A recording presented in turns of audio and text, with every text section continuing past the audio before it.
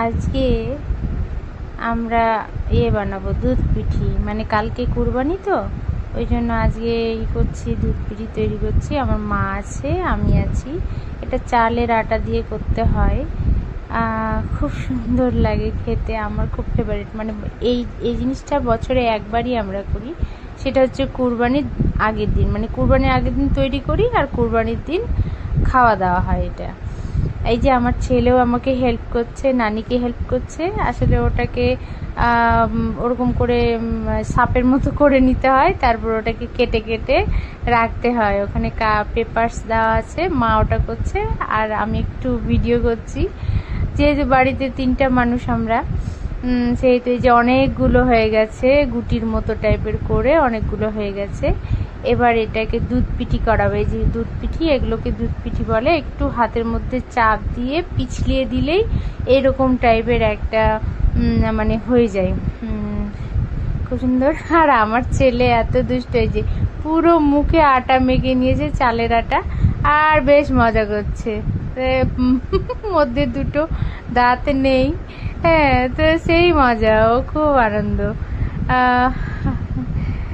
আর আমার মা আর আমি দুজনে মিলেই হেল্প করার চেষ্টা করছি। আর সাইফান আমার ছেলে মাঝে মাঝে বদমাশি করছে আর ও হেল্প করছে।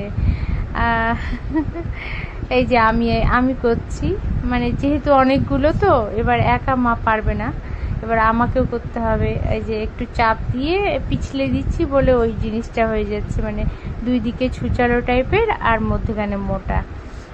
এটাকে দুধ পিঠি, মানে দুধের মধ্যে দিয়ে তৈরি করা হয়। তো আমার মা ওই সাইডে করছে বসে, আর আমি এই সাইডে করছি,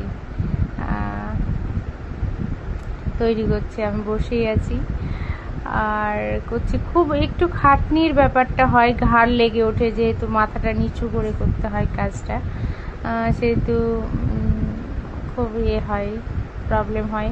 মানে প্রত্যেক ওই যে আমি ওটা করে দিচ্ছি আর ওগুলোকে তুলে তুলে বাটিতে রাখছে। ও হেল্প করে, আমাকে খুব হেল্প করে, নানিকেও হেল্প করে, আমাকেও হেল্প করে যখন তখন। আবার কখনো কখনো খুব বদমাশি করে, করতে চাই না। এই যে আমার ছেলে নিয়ে নিল আমার কাছ থেকে ভিডিও, এটা ফোনটা এখন আমার গালেও লাগিয়ে দিয়েছে চালের আটা। আর ফ্রিজটা খোলা রেখেছি, মানে মাংস রাখতে হবে। আর আজকে হচ্ছে ঈদ, ওই জন্য এই যে তৈরি হয়ে গেছে। মানে এটা আমি মানে ভিডিও করতে ভুলেই গেছিলাম যে ভিডিও করবো, যাই হোক করলাম। এবার সাইফানকে রেডি করে দিয়েছি, ও এখন ওকে চান করিয়েছি, সকালবেলা উঠে চান করিয়ে নিয়ে রেডি করিয়ে ও এখন যাচ্ছে, মানে আমাদের উমরপুরে যে একটা কাকু আছে, ওই কাকুর সাথে নামাজ পড়তে যাবে। মানে আগে তো আমার আব্বার সাথে যেত, মানে ওর নিজের নানুর সাথে যেত, ওর আব্বা থাকতেও তো, মানে আমার ছেলের সন্তান, আমার সন্তানের আব্বু থাকতেও তো আব্বু নাই, মানে আর কি বলবো। যাই হোক, এটা হচ্ছে আমার কাকু, তা এখন ওই কাকুর সাথে নামাজ পড়তে যাচ্ছে। সাইকেলে তো নিয়ে যেতে পারবে না, হয়তো একটু বড় হয়ে গেছে যেহেতু, হয়তো হেঁটে হেঁটে যাবে। কিন্তু উমরপুর যাবে মনে হয়, পরে হয়তো বসিয়ে নেবে। যাই হোক, দুজনে নানু নাতিতে যাচ্ছে।